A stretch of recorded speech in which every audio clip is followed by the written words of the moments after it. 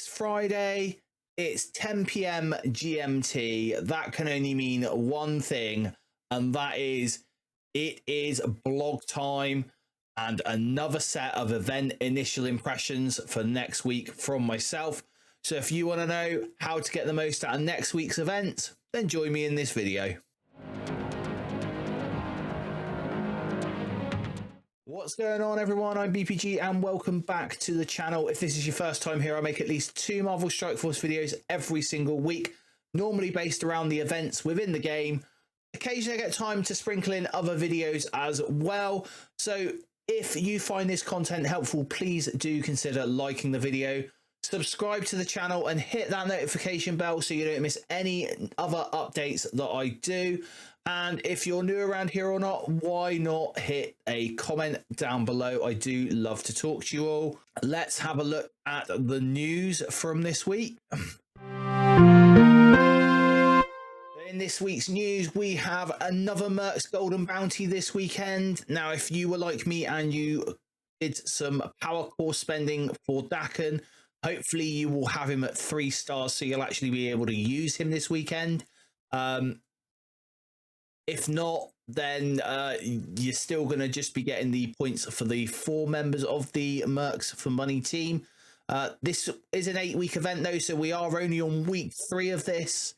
So do not despair. I am pretty sure they are right in what they are saying, because we do have some extra Daken shards coming to us. Cosmic Ghost Rider hits the Battle Pass. This is going to be on the 3rd of June 2024. North Star, the first member of the Alpha Flight team, or the first new member of the Alpha Flight team, will be available for power cores and offers if you are a spender on the 4th of June.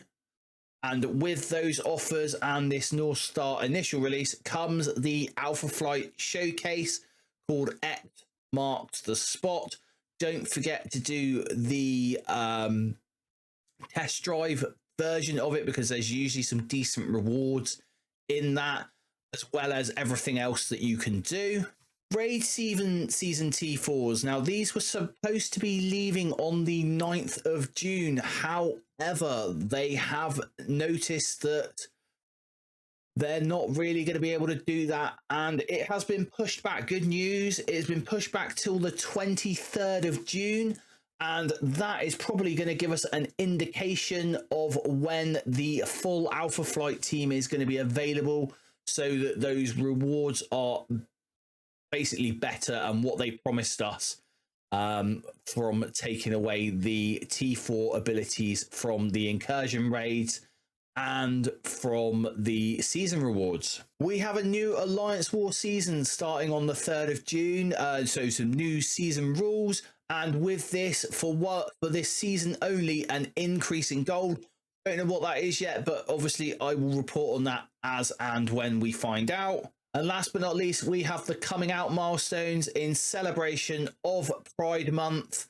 We have some coming out milestones. These are going to be weekly, starting on the 7th of June to the 10th of June, and then the 14th to the 17th, the 21st to the 24th, and the 28th to the 1st of July. So that seems like they are weekend events.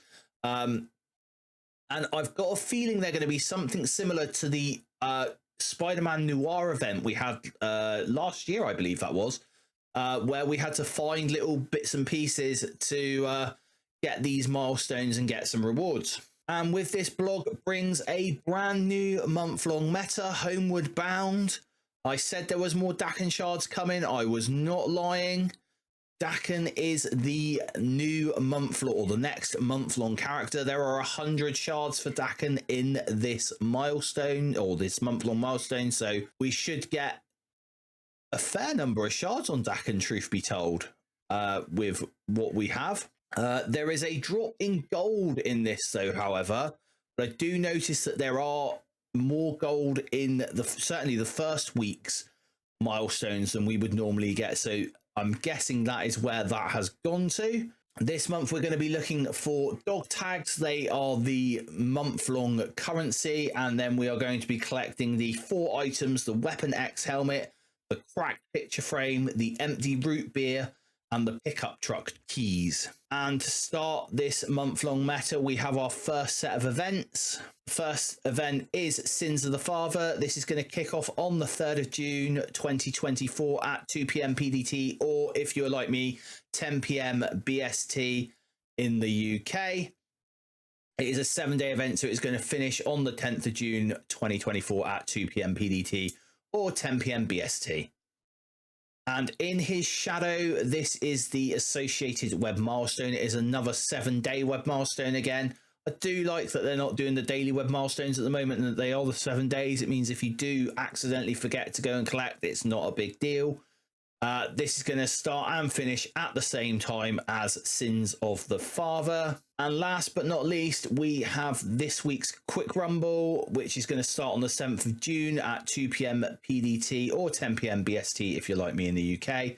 Obviously, it's 2 days, so it finishes on Sunday the 9th of June, and you're going to get extra points for blitzing with A-Force this time around. So let's take a look at the In His Shadow web milestone, shall we? In this milestone, we are going to be having to spend incursion, campaign energy, and do raid battles. There are a load of points, really, 36,000 points for the Sins of the Father event, and then raid champion orb fragments. There are basically 7 orbs or 14,000 fragments available here, and those 14,000 fragments are also going towards the Sins of the Father milestone, so that is giving you a grand total of 50,320 points towards the milestone, the Sins of the Father milestone, along with 27,500 dog tags towards the main month-long event. And what are you going to have to do to earn those 5,500 points? Well, you're going to have to spend between 0 and 50 cores on incursion campaign energy per day. And this is going to really depend on whether you are on in time to get a couple of attacks in on the Spotlight raid. If you're not, and you are struggling to get attacks in on the Spotlight raid and you're only able to do your Doom or your incursion raids, then you're going to need to spend 50 cores, and you're going to need to play between 7 and 9 raid battles daily. Again, like I said, if you're able to get 1 or 2 attacks in on the Spotlight raid, and then get the rest in on your incursion or Doom raids, then that is great. But 7 to 9 raid battles daily, depending on how many cores you spend on the incursion campaign energy. And that leads into Sins of the Father. And in this event, we are going to be spending campaign energy and playing 1 raid battle with the Spider Society team, while also collecting raid champion orb fragments. Now, the raid champion orb fragments are coming from, I believe, the daily free claim, and also from the web milestone. Campaign energy is campaign energy, and obviously playing 1 raid battle with the Spider Society team. I believe that is all 5 members of the Spider Society for that. Obviously, we'll find out on Monday. I wasn't able to get that confirmed prior to me recording this. There are a load of other inputs for this event. However, they are all your spender inputs. They are playing 1 raid battle with Spider-Man Pavitra, or Spider-Man as we lovingly call him, at 5, 6 or 7 yellow stars. Play a raid battle with Spider-Dad or Peter B. Parker, again at 5, 6 or 7 yellow stars.